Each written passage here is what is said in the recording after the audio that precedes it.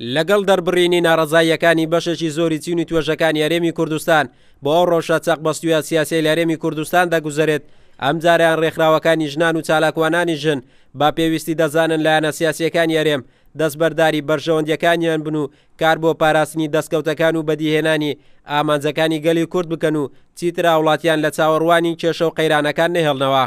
کۆبوونەوە لە پێناو کوشتنی کات، کۆبوونەوە لە پێناو قەیمترکردنی پێگەی تایبەتی خۆیان و بەرژەوەندی تایبەتی خۆیان جگە لە زەرەرگەیاندن بە هەرێمی کوردستان و نەتەوەی کوردستان هیچ سوودێکی نەبوو. ئێمە بە درێژایی چەند ساڵی ڕابردوو دیمان هەر کۆبوونەوەکرا هەر ئەنجامی کۆبوونەوەکان نەرێنی بوو لە زیاتی ئەوەی کە ئەرێنی بی و لە بەرژەوەندی خەڵکی کوردستان دابێت. بۆیە من داوایان لێ دەکەم ئەگەر بۆ جارێکیش بێت لە ئاست ئەوە پرسیارەتیەدا بن کە لەسەر شانیانە باوەی قەیرانە سیاسی و یاسایی و ئابوووریەکانی هەرێم لە ماوەی ڕابردوو زۆرترین ناڕەزایی دانیشتوانی هەرێمی کوردستانی بە دوای خۆی داهێنا.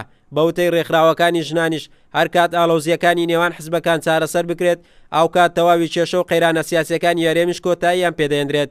داواش دەکەن ئەم جاریان لایەنە سیاسیەکانی هەرێم لە خەمی ئەو دڵۆپە خوێنانەدا بن کە بۆ ئازادی و خۆشگوزەرانی هاوڵاتیان لەلایەن پێشمەرگەکانەوە بەخشراوە.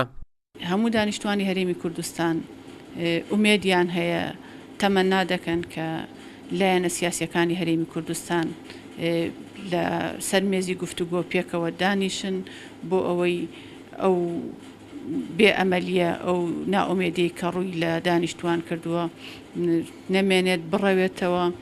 تا ئێستا چەندین کۆبوونەوە لە نێوان حزبەکانی هەرێم ئەنجام درراوە، بەڵام نەتواندراوە وەک پێویست کۆتایی باکێشەکان بهێنرێت. نیگەرانیەکانی دانیشتوانی هەرێمیش لە بەرامبەر کەڵەکەبوونی قەیرانەکان ڕۆژ لە دوای ڕۆژ زیاتر دەبێتن و ئەرچی لایەنە سیاسیەکانی هەرێمیش تا دێت قوڕستر دەبێت بۆ چارەسەرکردنی کێشەکان و گەیاندنی هەرێم بە کەناری ئارام. قارەمە جۆر، کورسات نیوز، هەولێر.